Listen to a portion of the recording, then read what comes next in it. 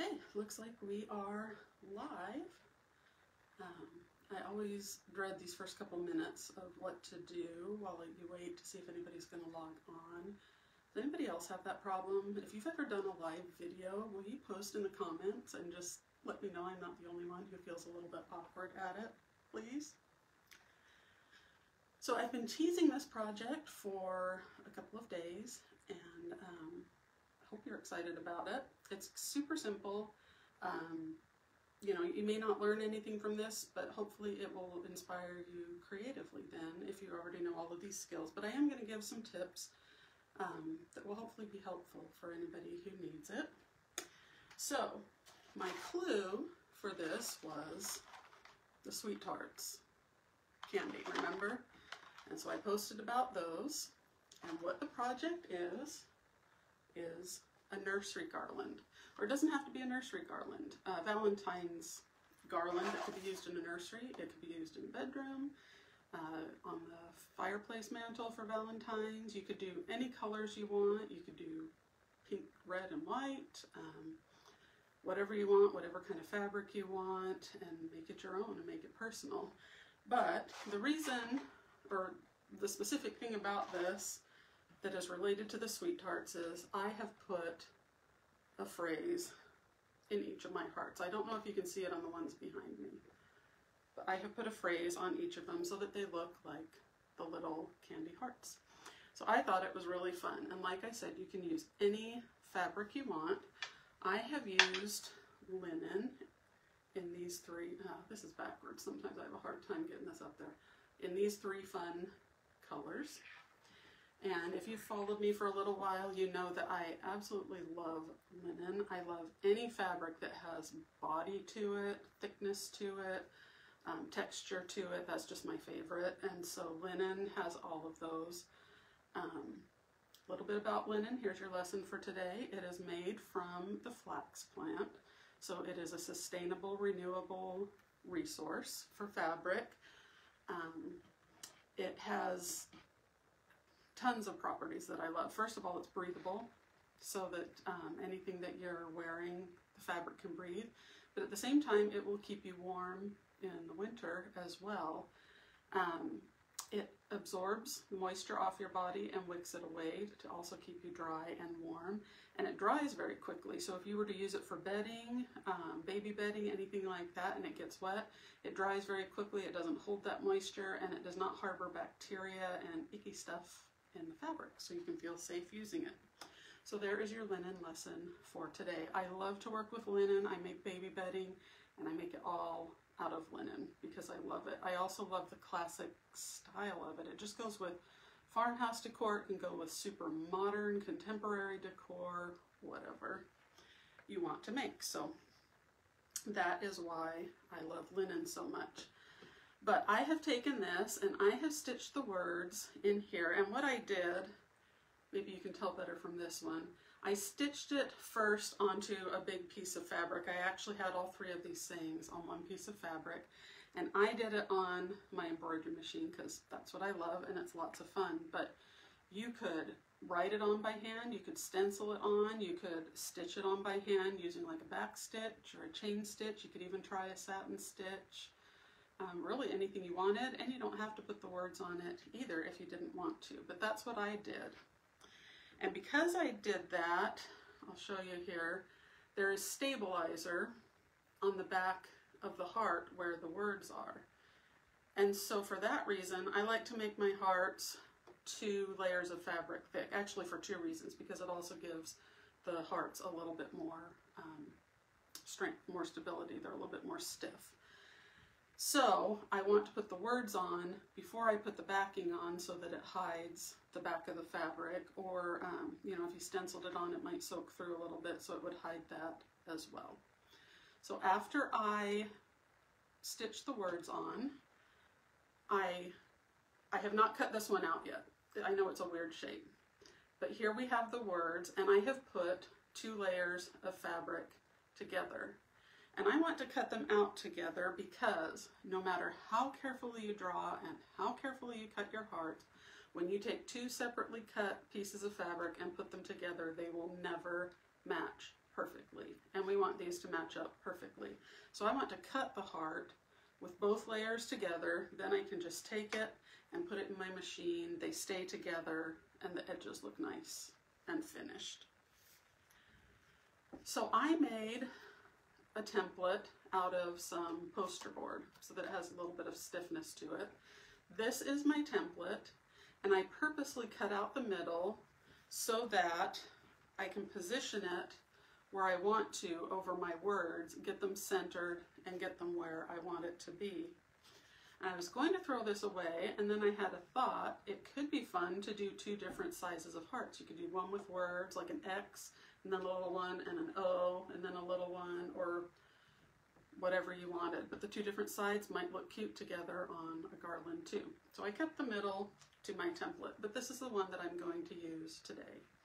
And so with that hole cut out, I'm going to position it. Oh, and I forgot to show you, I also pinned this right below and right above my words to hold the two layers together so that they don't go ski-wampus after I cut them or while I'm cutting them. So now I'm going to position this over my words and get them centered where I want them on the heart. And I'm going to trace it. Now you can trace it with whatever you want. If you use anything permanent like pencil or even some of your marking pens, make sure that you just cut inside of that so that you cut it all off. But what I like to use, and if you have downloaded my 20 usual and unusual things for your sewing kit, this is on my unusual list. This is just soap. After my soap gets down to about this thickness, I take it and keep it rather than, you know, use it till it's gone or stick it to a new bar of soap. And I like to use soap because it just takes a little steam and it disappears from your fabric. So I take my soap and trace my heart. And it takes just a little bit, especially because this particular fabric color is a little bit lighter. You want that to stand out, and so that is why I'm kind of going back and forth. On a dark fabric, a black fabric, one little line is going to show up perfectly.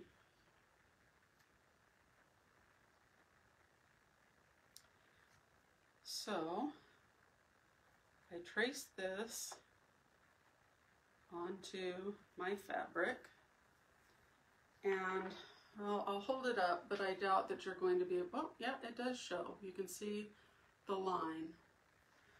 And you can see on this one, because I traced it and then decided to move it, the shadow of the other soap line. And when I am done, I'm just going to take my iron, hold it maybe 1/4 of an inch above this, give it a couple shots of steam, and that line will absolutely evaporate. It will disappear from the fabric. You have to be careful on some fabrics. The oils in the soap could leave a little bit of a dark line, almost like a grease line. I've only had that happen once on a very delicate fabric, but it was in a spot that wasn't going to show anyway, so it was fine. You can always test it on a corner of fabric first to make sure what you're doing. Once you have traced your heart onto the fabric, you need to cut it out.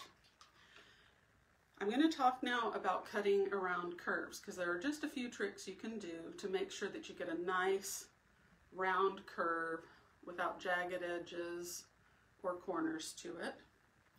The first one is to use a really good pair of scissors and a really sharp pair of scissors so that you don't have to cut like this through the fabric. I call it kindergarten cutting. If that's the way you cut, I don't mean to offend you. But we want to use long strokes as we cut, and that's the way we're going to get the smoothest edge. So I start down here at the point of the heart where it's easiest and start cutting. I also like to cut with it on a flat surface. That way I have control over my fabric. If I try to hold it up and cut like this, the fabric falls and doesn't cooperate for me. So I'm going to cut around. Now I'm getting to the curved part of my heart. And so what I want to do is to turn both the scissors, but mostly the fabric at the same time with long, even strokes. And I'm going to cut, Then when I need to open up the scissors, stop completely, replace it right where you need to start again, and then a long, even stroke as I'm turning my fabric. Now I am turning my scissors slightly, but I'm mostly turning the fabric as I go. And I'm going to cut down into that point. Now if you're comfortable with it, you could start back on this side and come around, but you're now going to be curving the other way, and that's not very natural for me. If you're comfortable with it, that's just fine. But I just like to start here at the point where I just finished and go around the next curve. Same thing, long, steady curve or turn as I cut. And see, I've gotten all the way around that top bump with just 2 swipes of the scissors. So make sure that they're long and steady. And the same thing on your straightaway, really. When you're cutting a straight line, long, even slices are going to make a smoother, straighter line than if you're cutting like this. And there we have our heart cut out. So it's really that simple. And for this particular garland, I just did 3 of each color. So 3 of the green, 3 of the blue, and 3 of the pink. And I already had all of the words stitched on them. I opted to use different colored words. So all of my green fabric got yellow words. My blue fabric has pink words, and my pink fabric has blue words. But again, that's just a design choice. You can do it any way that you would like. Now we're going to sew the 2 hearts together. You could do this by hand as well. You really don't have to have a sewing machine for this project. I just love using my machine, and I like the nice finish that it gives. But a fun little running stitch along the edge could give it more of a farmhouse crafty feel, which would be really fun. A back stitch would make a nice solid line around the outside. You could use a contrasting thread, maybe the same color that the letters were, whatever you wanted to do it. I have chosen to use one that matches my fabric so that it doesn't get too busy with the words in the middle, but that's okay. When sewing your heart, really again, it's up to you.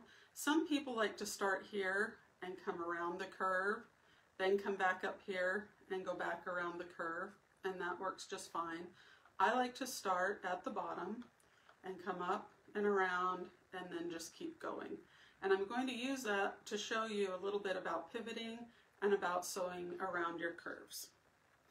So I'm going to use 1/4 inch seam allowance for this so that it puts my stitching right along the edge, and it just so happens that my presser foot from the needle to the edge of the presser foot is 1/4 inch, so I can use the edge of my presser foot to guide the edge of my fabric. If you see in my course, I like to always sew with the needle down function. If you don't have that function on your machine, it's just fine, but I always use the needle down, and I'll show you why here. I'm going to start sewing. I'm going to reverse for just a couple of stitches, and then start sewing around that edge. Now, when I get to my curve, somewhat like when you're sewing, obviously your needle can't turn for you, but as you're doing it, make sure that you're turning slowly and kind of in a big arc as you pull this fabric around where you need it to be. That works pretty well, and it helps you get it straight, but it won't always be perfect, so I'll show you what to do. I'm going to start turning around my corner. Now the fabric's wanting to pucker on me and the seam is going off the edge, but I'm still at 1/4 inch from the edge. I'm going to stop, and this is why I like my needle down in the fabric, because now I can lift my presser foot ever so slightly. That fabric's not going to go anywhere except to pivot. I'm going to pivot it just slightly into place and keep going around my curve. And because this curve is so tiny, it's still hard to keep right on track, so I'm going to lift just slightly, reposition, and keep going.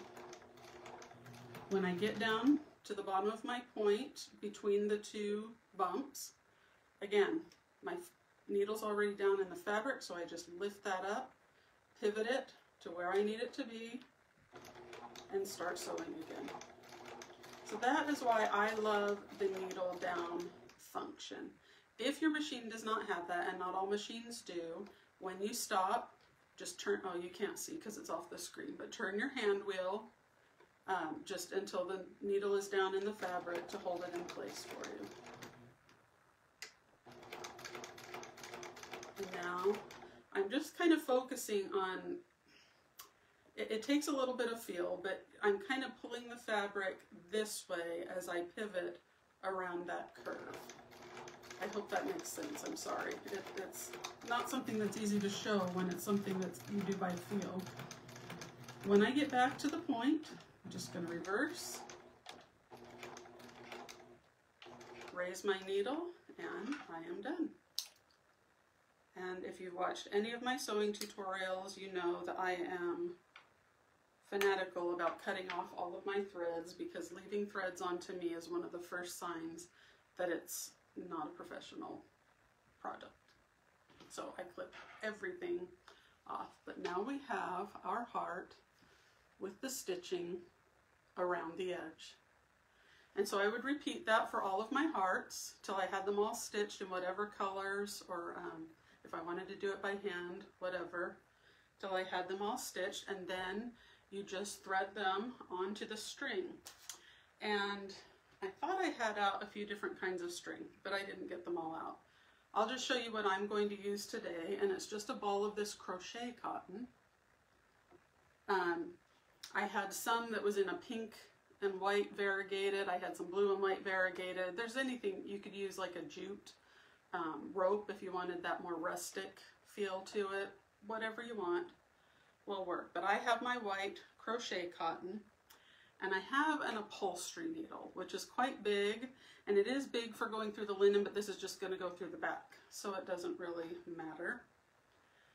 But crochet cotton was not meant to go through a needle, so we're going to make it go through a needle by putting this, I have a piece of thread here, I'm sorry, just my regular sewing thread, and we're going to put it through the loop of the needle from the bottom up, like in a big U. So now I have a big loop of thread up here. I'm going to put my crochet cotton through that thread, and then pull that thread back through the eye of the needle. Takes a little bit of wiggling, but it pulled my crochet cotton through the eye of the needle. If you have one of those wire needle threaders, this is the exact same principle. I had one, and I pulled so hard once that I pulled the wire right off of the little tab. And so ever since then, I just use a piece of thread.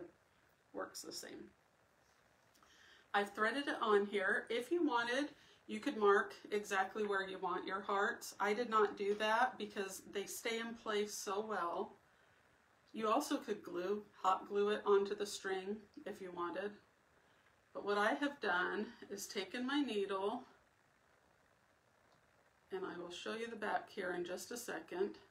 I did not go through to the front. I have only put it through the back layer of fabric, and I tried to center it here and here, and I will pull that through, and that is all there is to putting your garland together. You would thread the rest of them on. If you were doing maybe a word, maybe you had, you know, Happy Valentine's Day on each heart, make sure you get them in the right order and facing the right direction. But I just threaded mine on like this, and then when I hung them up on the wall, I was able to just, you know, slide them back and forth along the string until I had the position that I wanted. And that's all there is to making the Valentine garland. So I hope that that was fun. I hope you learned one or two tips from that, and if not, hopefully then it just sparked your creativity to come up with something fun for Valentine's Day or a baby shower gift. So have a good afternoon. Stay warm if you're in a cold spot. We are freezing cold here at about 9 or 10 degrees right now. I'm looking out my window beyond you to snow, so Hopefully you're in a warmer climate, but if not, stay warm and have a good day. Bye.